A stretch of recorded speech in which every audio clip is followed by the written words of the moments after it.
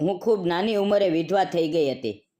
મારું ધ્યાન રાખનારું કે મને સંભાવનારું કોઈ નહોતું. પતિના અવસાન પછી મેં એક કંપનીમાં પાપડ બનાવવાનું કામ શરૂ કર્યું.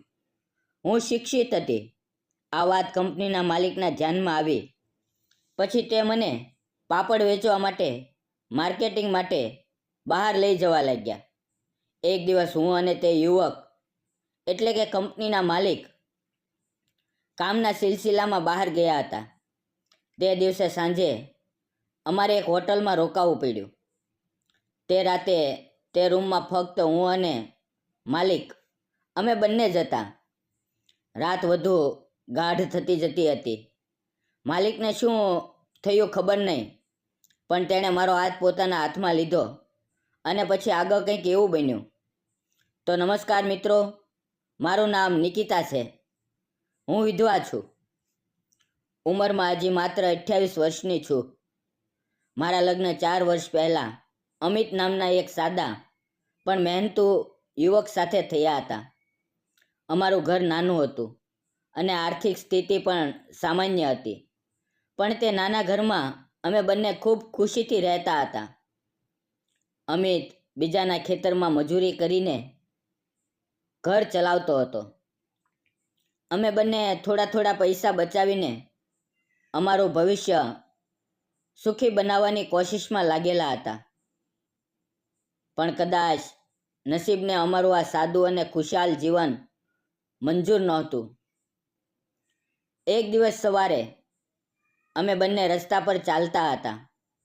અમારા ભવિષ્યના વિશે વાત કરી રહ્યા હતા. ત્યાં જ અચાનક ઝડપથી આવેલા એક ટેમ્પોવાળાએ અમિતને જોરદાર ટક્કર મારી. હું સીચો પાડતી રહી, પણ મારી આંખો સામે જ અમિત જમીન પર પડી ગયો અને ત્યાં જ તેનું મૃત્યુ થઈ ગયું. ટેમ્પોવાળો રોકાયા વિના ભાગી ગયો. મારા જીવનનો સહારો, મારું બધું એક પળમાં મારી પાસેથી છીનવાઈ ગયું. અમિતના મૃત્યુ પછી હું સંપૂર્ણપણે તૂટી ગઈ. મારું જીવન અંધકારમાં ડૂબી ગયું. મારા સાસુ સસરા પહેલાં જ ગુજરી ગયા હતા, એટલે હું એકદમ એકલી પડી ગઈ. મારા માયકેવાળા મને પોતાના ઘરે લઈ ગયા. તેણે મને હિંમત આપવાની કોશિશ કરી, પણ જ્યારે કોઈ વ્યક્તિ આપણા માટે જાનથી પણ વધુ પ્યારું હોય તો તેની સાથે વિતાવેલી દરેક પળ, તેનું હાસ્ય, તેનો પ્રેમ, તેની કાળજી યાદોમાંથી ભૂસાતી નથી. મારું મન હંમેશા અમિતની યાદોમાં ખોવાયેલું રહેતું. પિયરે આવ્યાને 3 મહિના થઈ ગયા હતા, પણ મને લાગવા લાગ્યું કે હંમેશા ત્યાં રહેવું એ મા બાપ પર બોજ નાખવા જેવું હતું. તેમની આર્થિક સ્થિતિ પણ નબળી હતી. ત્યારે મને સમજાયું કે હવે મારે મારા પગ પર ઊભું રહેવું જોઈએ. મારે મારું જીવન બનાવવું પડશે. મેં મા બાપ સાથે વાત કરી અને પછી મારા નાના ઘરે પાછી ફરી. તે જ ઘર જ્યાં મેં અને અમિતે સપના જોયા હતા. મેં ઘરની ફરીથી ગોઠવીને રહેવાનું શરૂ કર્યું, પણ દુઃખ ઓછું ન થયું. પેટ ભરવાનો સવાલ મારા માથે મંડરાવા લાગ્યો. જે થોડા બહુ પૈસા હતા તે પણ ખૂટવા લાગ્યા. ત્યારે મેં ગામની કેટલીક સ્ત્રીઓ સાથે કામ શોધવાનું શરૂ કર્યું. એક દિવસ મારી એક સહેલી આવી અને તેણે કહ્યું કે પાસેના ગામમાં પાપડ બનાવવાનું કામ છે, સવારે 10 થી બપોરે 4 વાગ્યા સુધી. વધુ મહેનત નથી અને કામ પણ ઠીક છે. મેં તરત કહ્યું, જો માલિકને કોઈની જરૂર હોય તો મને જણાવજે. તે સાંજે તે ફરી આવી. તેણે કહ્યું, મેં માલિક સાથે વાત કરી લીધી છે. તું કાલથી કામ શરૂ કરી શકા છો. હું તને તેમની સાથે મેળવી દઈશ. મારા દિલમાં આશાની નવી કિરણ જાગી. બીજે દિવસે સવારે હું મારી સહેલી સાથે તે પાપડ બનાવવાની જગ્યાએ ગઈ. ત્યાંના માલિકનું નામ રોહન હતું. તે મારાથી લગભગ 2 વર્ષ મોટો હશે.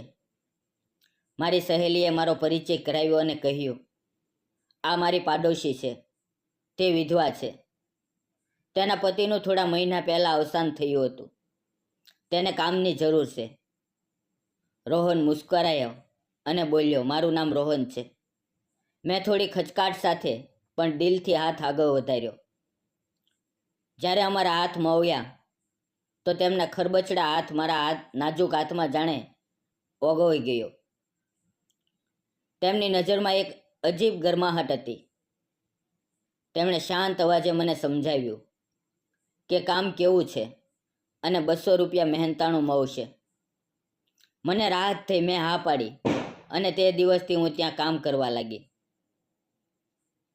રોજ અમે સમયસર પહોંચતા, પાપડ વણતા, ક્યારેક પેકિંગ કરતા. ત્યાં લગભગ 1500 સ્ત્રીઓ અને 2-3 પુરુષો કામ કરતા હતા. રોહન પોતે પણ ત્યાં હાજર રહેતા અને કામની દેખરેખ રાખતા. માહોલ સારો હતો. ધીમે ધીમે ત્યાંના લોકોની વચ્ચે મારું દુઃખ ઓછું થવા લાગ્યું. રોહનની સાદગી, માનવતા અને નમ્ર સ્વભાવ મને પ્રભાવિત કરવા લાગ્યા. મારા જીવનના અંધારામાં જાણે એક નાનો દીવો પ્રગટવા લાગ્યો હતો. હું ધીમે ધીમે અમિતના જવાના દુઃખમાંથી બહાર આવવા લાગી. ભલે તેની યાદો હંમેશા મારા દિલમાં જીવંત હતી, પણ હવે જીવનને ફરીથી જીવવાની એક ઈચ્છા મનમાં જાગવા લાગી. રોહન ઘણીવાર મારા પર ધ્યાન આપતા, કારણ કે હું બીજી સ્ત્રીઓની સરખામણીમાં યુવાન, સુંદર અને શિક્ષિત હતી. મારી વાત કરવાની રીત અને વ્યવહાર બીજાઓથી અલગ હતો. જ્યારે પણ હું કામ પર જતી, તે મારી ખબર અંતર પૂછતા, હાલચાલ લેતા. ધીમે ધીમે અમારી સારી ઓળખાણ થઈ ગઈ. હવે તેમને લાગ્યું કે હું બીજાઓથી અલગ છું અને કદાચ તે જ અલગપણામાં તેમને કંઈક ખાસ દેખાવા લાગ્યું. તેમને સમજાઈ ગયું કે મારી વાતોમાં એક અલગ આત્મવિશ્વાસ છે. એટલે ક્યારેક તે મને પોતાની 4 પૈડાની ગાડીમાં બહારના ગામોમાં લઈ જતા, જ્યાં તેમના પાપડનો સપ્લાય થતો હતો. ત્યાં તે મને દુકાનદારો સાથે વાત કરવા અને માર્કેટિંગ કરવા કહેતા. મારી બોલવાની શૈલી, આત્મવિશ્વાસ અને લોકોને સમજાવવાની ક્ષમતા જોઈને દુકાનદારો પ્રભાવિત થતા અને અમારા પાપડનું વેચાણ વધવા લાગ્યું. આથી માલિક મારાથી ખૂબ ખુશ હતા.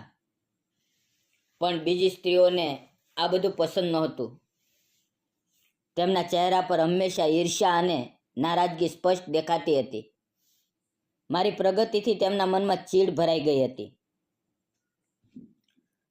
પણ મારી સૌથી નજીકની સહેલી હંમેશા મારો સાથ આપતી. તે ઘણીવાર કહેતી, તું બધા પછી કામ પર આવી હતી અને આજે બધાથી આગળ નીકળી ગઈ. તેના આ શબ્દો મને હંમેશા હિંમત આપતા. માલિક મારા કામથી ખુશ થઈને મારો પગાર પણ વધારી દીધો. ધીમે ધીમે મારી અને માલિકની નિકટતા વધવા લાગી. જ્યારે અમે બંને સાથે મુસાફરી કરતા તો ઘણીવાર ડ્રાઈવરની પાછળની સીટ પર અમે બંને નજીક નજીક બેસીને વાતો કરતા અને રસ્તો નીકળી જતો. એક દિવસ માલિકે મને કહ્યું, કાલે આપણે બહારના ગામે જવાનું છે. કદાચ રાતે ત્યાં જ રોકાવું પડે. તૈયારી કરી લેજે. મેં થોડું વિચારીને હા પાડી. બીજે દિવસે તેમણે પોતે ગાડી ચલાવી. આજે ડ્રાઈવરને રજા આપી હતી. હું પહેલીવાર તેમની બાજુની સીટ પર બેઠી. સફર લાંબો હતો, લગભગ 250 કિલોમીટરનો. રસ્તામાં અમે અલગ અલગ દુકાનો પર ગયા, દુકાનદારો સાથે વાત કરી. હું તેમને પ્રોડક્ટની ગુણવત્તા, તેના ફાયદા અને વેચાણથી થતા નફા વિશે સમજાવતી. માલિક મારી વાતો સાંભળતા અને વારંવાર મારી તરફ જોતા. તેમની આંખોમાં અપનાપો ઝળકતો હતો. મારી મહેનતથી તેમના વેપારમાં પ્રગતિ થવા લાગી હતી. આખા દિવસના કામ પછી સાંજે અમે એક હોટલમાં રોકાવાનું નક્કી કર્યું. માલિકે 2 અલગ અલગ રૂમ બુક કરાવવાના હતા, પણ મેં થોડી ખચકાટ સાથે કહ્યું, મને એકલા રૂમમાં ડર લાગશે. મેં ક્યારેય બહાર રાત નથી વિતાવી. ત્યારે તેમણે 2 બેડવાળો એક જ રૂમ બુક કર્યો. અમે સામાન મૂક્યો અને થોડીવાર માટે બહાર ફરવા નીકળી ગયા. રસ્તા પર તેમની સાથે ચાલતા મને એક અજીબ શાંતિનો અનુભવ થઈ રહ્યો હતો. તેમની નજરો વારંવાર મારી તરફ ફરતી અને હું પણ ક્યારેક તેમની નજરો સાથે નજર મેળવીને શરમાઈ જતી. અમે નજીકની કોફી શોપમાં ગયા. બંનેએ ઠંડી કોફી પીધી, પિઝા ખાધું અને પછી રૂમમાં પાછા ફર્યા. રાત થઈ ગઈ હતી. લગભગ 9 વાગ્યે હું ટીવી પર ફિલ્મ જોતી હતી. માલિકે ખાવાનું ઓર્ડર આપ્યો. થોડીવાર પછી વેઇટર ખાવાનું લઈને આવ્યો. અમે બંનેએ સાથે બેસીને ખાવાનું ખાધું. એ દરમિયાન માલિકે કહ્યું, નિકિતા, આજે હું ખૂબ ખુશ છું. તારા કારણે મને આટલું કામ મળ્યું. મારી કંપની ખૂબ આગળ વધી રહી છે. તું મારા માટે લકી છે. તેમના આ શબ્દો સાંભળીને મારા મનમાં એક અજાણી લાગણી ઉભરાઈ.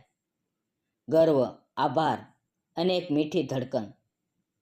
ત્રણેય એક સાથે જાગી ઉઠ્યા. ખાવાનું ખાઈ લીધા પછી અમે થોડી વાતો કરતા રહ્યા. પછી બંને અમારા બેડ પર સૂઈ ગયા. રૂમમાં 2 અલગ અલગ બેડ હતા. હું મારા બેડ પર અને તે તેમના પર.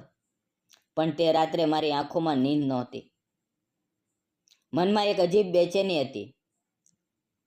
હું વિચારતી રહી કે જીવને મને આટલું દુઃખ આપ્યું, પણ હવે શા માટે લાગે છે કે કોઈ ફરીથી મારા જીવનની નજીક આવી રહ્યું છે. હું વારંવાર મારી કરવટો બદલતી રહી, પણ નીંદ ન આવી. મારી આંખો સામે માલિકનો ચહેરો ફરતો રહ્યો. હું ચોરી ચૂપે તેમની તરફ જોતી રહી અને તેઓ પણ એક કરવટથી બીજી કરવટ લેતા હતા. તે રૂમમાં અમારા બંને સિવાય કોઈ નહોતું અને કદાચ એટલે જ મારા મનમાં એક અજાણી હલચલ થઈ રહી હતી. શું કરું સમજાતું નહોતું. અચાનક હું ઉઠી, બાથરૂમ ગઈ, પાછી આવી, પણ તેમ છતાં નીંદ ન આવી. ઘડિયાળમાં જોયું તો રાતના 11:30 વાગી રહ્યા હતા. હું જાગતી હતી. આ જોઈને માલિક ધીમે રહીને મારી પાસે આવ્યા અને મારા બેડની બાજુમાં બેઠા. મારી આંખોમાં જોઈને નરમ અવાજે બોલ્યા, નીંદ નથી આવતી? મેં માથું હલાવીને કહ્યું, ના, આજે નીંદ નથી આવતી. તે મુસ્કુરાયા અને બોલ્યા, મને ખબર છે શા માટે નથી આવતી. તેમના આ શબ્દો પર મેં પ્રશ્નાર્થ નજરે તેની તરફ જોયું. તેમણે મારો નાજુક હાથ પોતાના હાથમાં લીધો. પોતાની આંગળીઓ મારા હાથ પર હળવેથી ફેરવતા બોલ્યા, નિકિતા, નિકિતા, આજે મારે તને કંઈક કહેવું છે. મારા લગ્નને 5 વર્ષ વીતી ગયા હતા, પણ લગ્નના બીજા જ વર્ષે મારી પત્નીનું અવસાન થઈ ગયું. ત્યારથી હું સંપૂર્ણપણે એકલો પડી ગયો. જીવન જાણે ઉજ્જડ થઈ ગયું હતું. પણ જે દિવસથી તું મારી કંપનીમાં કામ કરવા આવી, તે દિવસથી મારું જીવન બદલાઈ ગયું. જ્યારે મેં તને પહેલી વાર જોઈ, ત્યારથી જ હું તારી સુંદરતા, તારી માસૂમ મુસ્કાન અને તારી આંખોમાં ખોવાઈ ગયો. ધીમે ધીમે હું તને પ્રેમ કરવા લાગ્યો. અને સાચું કહું તો મારી કંપનીની જે પ્રગતિ આજે દેખાય છે, તેમાં તારો ખૂબ મોટો ફાળો છે. આજે હું જે કંઈ છું, તેમાં તારો હિસ્સો સૌથી મોટો છે. તેના શબ્દો સાંભળીને મારી આંખોમાં આંસુ આવી ગયા. મારા ગાલ પર ખાડીઓ ઉભરાઈ અને દિલમાં એક મીઠી ધડકન તેજ થઈ. અમે બંને થોડીવાર એકબીજાની આંખોમાં ખોવાયેલા રહ્યા.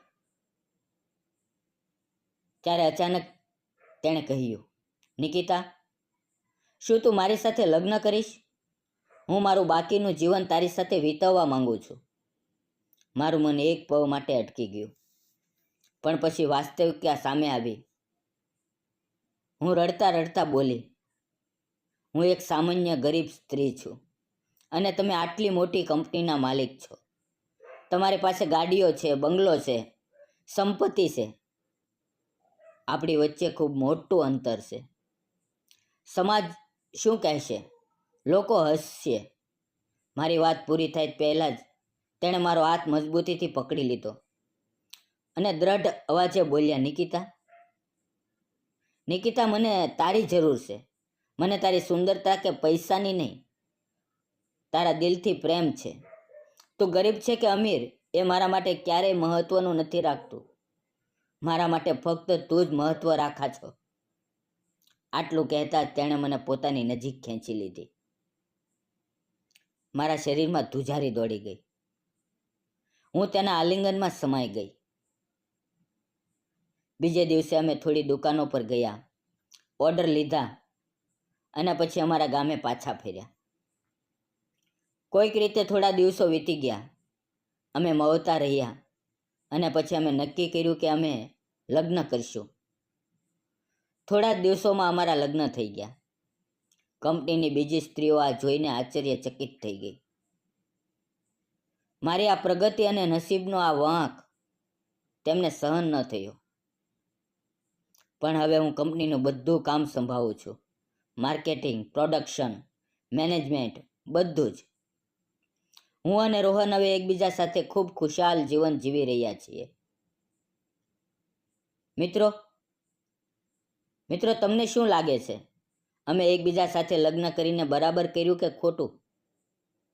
તે સમયે મને એક સહારાની જરૂર હતી અને તેમને એક સાચી અને ભરોસાપાત્ર પત્નીની. અમે બંનેએ અમારા દિલની વાત સાંભળી. પ્રેમ અને વિશ્વાસના આધારે આ નિર્ણય લીધો. તમે જણાવો, તમારો શું અભિપ્રાય છે? મિત્રો, જીવનમાં ગમે તેટલા દુઃખ કે મુશ્કેલીઓ આવે, માણસે હાર ન માનવી જોઈએ.